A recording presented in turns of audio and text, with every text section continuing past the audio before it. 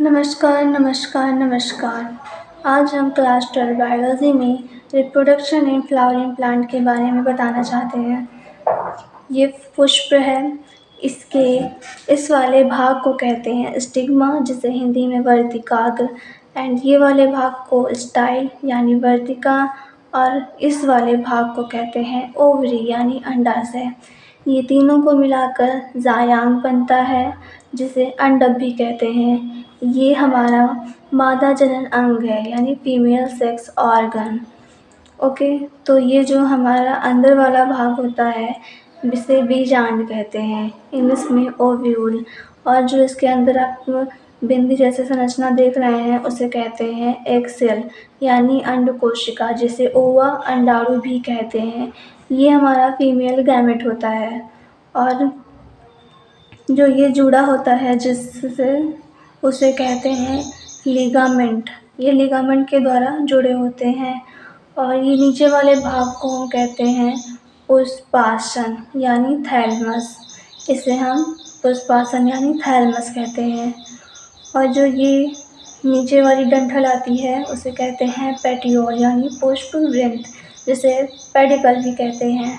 और इस वाले साइड को हम कहते हैं, जो ये आपको ये दिख रहा है गोले, उसके कहते हैं एंथर यानी परागकोश, एंड ये इसकी डंडी को बोलते हैं फिलामेंट यानी पुतंतु।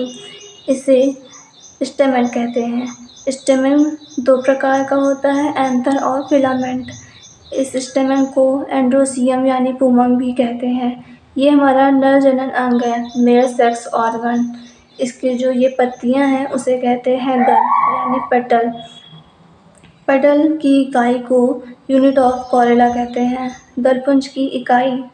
और ये हमारा बाह्य दल है, जिसे कहते हैं यूनिट ऑफ कैलिक्स, बाह्य दलपुंज की इकाई। ये हमारा हो गया फ्लावरिंग प्लांट के नाम। ओके, तो हम आगे बढ़ते हैं। स्ट्रक्चर ऑफ प्लांट, ये हमारा स्ट्रक्चर ऑफ प्लांट था। अगर आपसे कोई पूछे पुष्प किसे कहते हैं, तो पुष्प पादप के प्ररोग का एक रूपांतरी भाग है, जो पुष्प के जनन अंग होते हैं। जो पुष्प का एक जनन अंग होता है। पुष्प के निम्नलिखित 4 चक्र होते हैं। पहला कैलिक्स, जिसे इसकी इकाई को सेपल कहते हैं। दूसरा कोरोला, इसकी इकाई को पेटल कहते हैं। एंड्रोसियम, यह एक नर जनन अंग है जिसमें अनेक स्टेमेन होते हैं। एंड 4 लास्ट एंजाइनोइजियम, यह एक मादा जनन अंग होता है। Calyx, Corolla, androecium and